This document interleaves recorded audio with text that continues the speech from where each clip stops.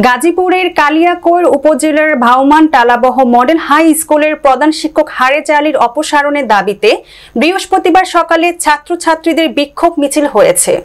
শিক্ষার্থীরা প্রধান শিক্ষকের বিরুদ্ধে নানা অভিযোগ তুলে ধরে তাকে অপসারণের দাবি জানান।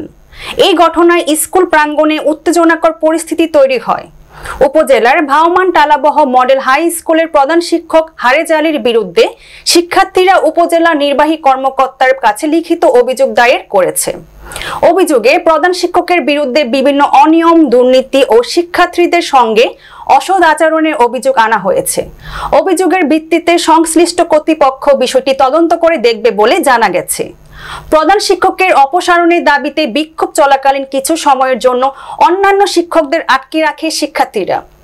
উত্তেজনা বৃদ্ধি পাওয়ায় শিক্ষার্থীরা স্কুলের ভেতরে শিক্ষকদের প্রবেশে বাধা দেয় এবং তাদের আটকে রাখে। প্রধান শিক্ষক হারেজা আলীর সাথে মোবাইল ফোনে যোগাযোগ করলে তিনি জানান যে তিনি বর্তমানে বিদ্যালয়ে উপস্থিত নেই। তবে তিনি শিক্ষার্থীদের অভিযোগ ও বিক্ষোভ সম্পর্কে অবগত আছেন এবং বিষয়টি নিয়ে কর্তৃপক্ষের সঙ্গে আলোচনা করবেন বলে জানান।